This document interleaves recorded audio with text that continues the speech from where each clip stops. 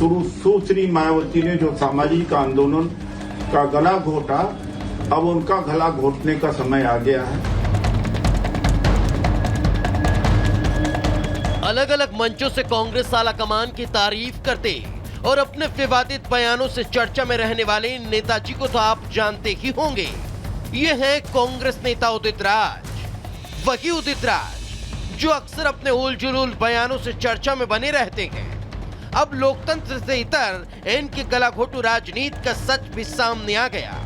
उदित राज की न सोच बदली, न विचार, न आचार, न व्यवहार बदला, बल्कि अब ये एक कदम आगे बढ़ते हुए न सिर्फ मीडिया के सामने दलितों का अपमान कर रहे हैं, बल्कि अपनी राजनीतिक मर्यादाओं को ताक पर रखकर हत्या करने की भी बात कर रहे हैं।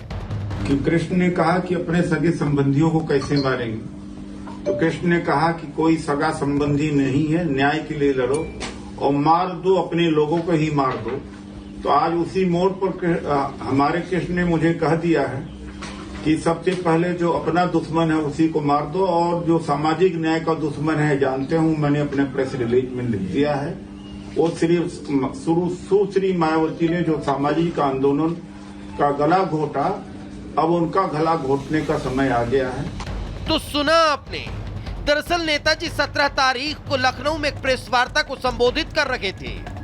इसी दौरान उदित राज ने गलाघोटू राजनीति का उदय कर दिया, जिनकी समर्यादित टिप्पणी पर कांग्रेस नेताओं के मुंह में दही जम गया, मगर बीजेपी और बसपा के नेता उनके बयानों पर आग बबूला हो गए। उदित राज के बयान पर भड़के आकाश आनंद ने उदित राज की गिरफ्तारी की मांग कर दी। आकाश के बाद मायावती ने भी निशाना साधा और कहा कि दल बदलू अपने आकाओं को खुश करने में लगे हैं। तो बीजेपी नेता अमित मालवीय भी निशाना साधते नजर आए, मगर इस सब के बाद भी उदित राज को अपने बयान पर कोई पछतावा नहीं, बल्कि वो अपने बयान पर अब भी कायम है। मैंने कोई गलत काम ही नहीं किया जी। जब राजनीति गला काटने का कोई सार्वजनिक गला काटने की बात है, तो ऐसा तो राजनीति में भाषा चलती रहती है। खैर, ये कोई पहला मामला नहीं जब दलितों, शोषितों, वंचितों, महिलाओं पर अभद्र टिप्पणी कांग्रेस नेताओं ने की हो। ये तो उनकी आदत पे शुमार है। जगत दिग्विजय सिंह के 100 टन माल वाला बयान हो, या चुनाव के दौरान कंगना पर की गई टिप्पणी, कन्हैया कुमार का देवेंद्र फडणवीस की पत्नी पर किया गया कमेंट हो, या कांग्रेस सांसद का डेंटेड पेंटेंट महिलाओं वाला बयान, हर बयानों पर बवाल हुआ।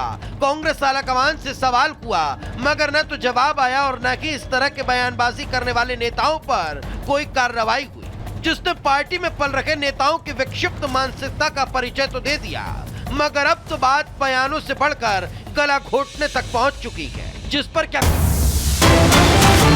चलिए एक बड़ी खबर की तरफ हम आपको लिए चलते हैं। पटना के राजधानी पटना के कंकड़बाग इलाके से ये खबर आ रही है, जहां दिन के दोपहर में 2 बजे फायरिंग होती है। एक बड़ी खबर हम आपको बता रहे हैं राजधानी पटना से, और ये तस्वीर और हम आपको बताएं कि 4 अपराधियों ने फायरिंग की है। फायरिंग के बाद अपराधी पास के ही घर में छिप गए। गोली किसके ऊपर चलाई गई, इसकी अभी तक कोई जानकारी सामने नहीं आई है। मौके पर 4 से 5 थानों की पुलिस पहुंची है, एसटीएफ पहुंच चुकी है, फोर्स ने पूरी बिल्डिंग को घेर लिया है।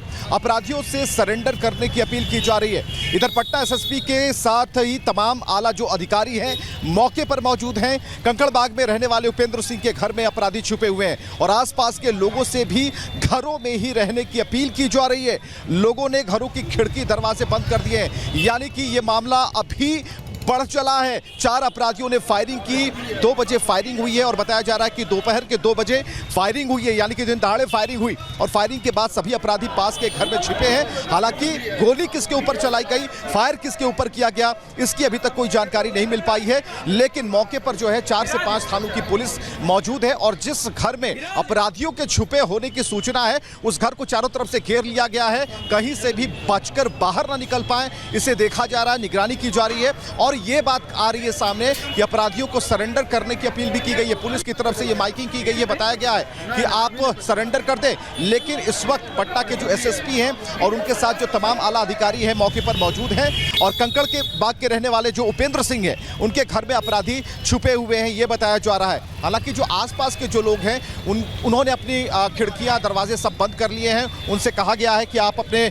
दरवाजे बंद रखें और ऐसे में पुलिस एक बड़े ऑपरेशन की तैयारी में भी हो सकती है, क्योंकि 3 से 4 थानों की पुलिस वहां पहुंची हुई है। और जो कंकड़बाग का इलाका है, हम इसके बारे में बताएं कि कंकड़बाग का जो इलाका है काफ़ी गहमा गहमी भरा इलाका है, काफ़ी पुराना इलाका है, संकरे मोहल्ले हैं और ऐसे में घर में जब ये अपराधी छिपे हुए हैं तो उन्हें पकड़ने के लिए पहले कोशिश की जाएगी कि वो आत्मसमर्पण कर दें, सरेंडर कर दें। लेकिन अगर सरेंडर नहीं करते हैं तो पुलिस अपनी तरफ से इस पर ऑपरेशन चलाएगी। तो ये एक बड़ी खबर इस वक्त राजधानी बिहार की राजधानी पटना से है, जहां कंकड़बाग इलाके में दोपहर के 2 बजे अपराधी फायरिंग करते हैं। हालांकि फायरिंग उन्होंने किस पर की इसका भी खुलासा नहीं हो पाया है, लेकिन इतना जरूर है कि फायरिंग करने के बाद पास के ही घर में वो छिप जाते हैं और चारों अपराधी जो कि छिपे हुए हैं घर में, पुलिस ने घेर लिया है उन्हें। कुल 4 से 5 थानों की पुलिस वहां पर पहुंची है।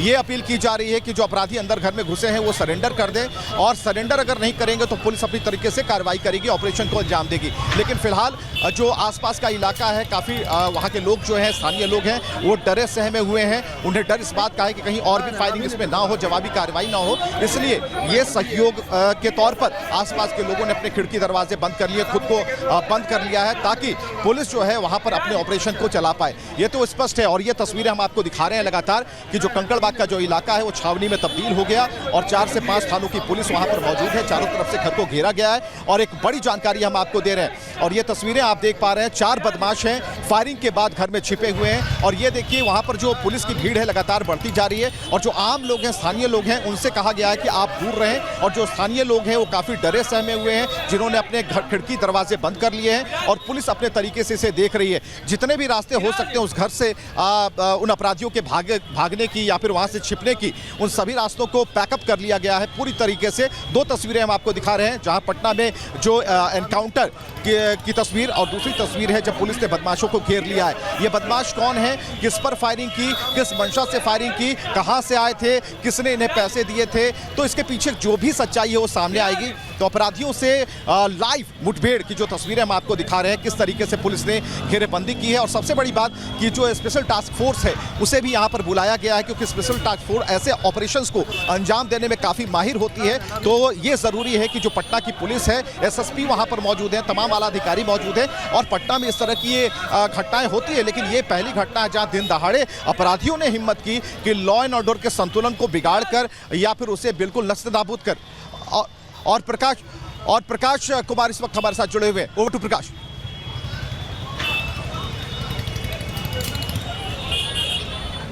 पटना के कंकड़बाग इलाके की कुछ देर पहले अचानक से किसी के घर में घुसकर अपराधी जो है फायरिंग करने लगे। अब ये फायरिंग की जब आवाज़ आई तो लोग दहशत में आ गए और उसके बाद पटना पुलिस के क्षेत्र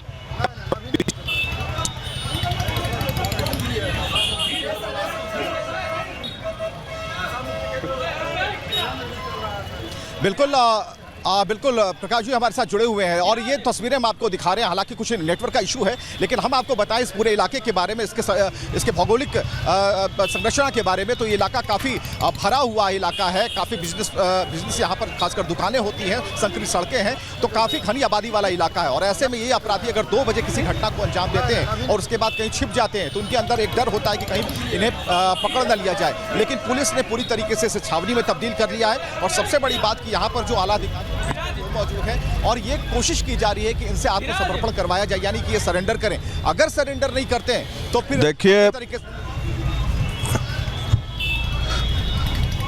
पटना एसएसपी और तमाम अधिकारी वहां पर मौजूद हैं और अपराधियों को धर दबोचने की कोशिश की जा रही है। रिहायशी इलाका है, पटना बाईपास से सटा हुआ जो कंकड़बाग का इलाका है, मलाही पकड़ी और रामलखन महतो पथ इसे कहते हैं, जहां पर कंकड़बाग थाना की पुलिस और समेत आसपास इर्द गिर्द के 3-4 पुलिस जो है वो अपराधियों को धर दबोचने की कोशिश में जुटी हुई है, लेकिन अभी तक कोई सफलता नहीं मिल पाई है।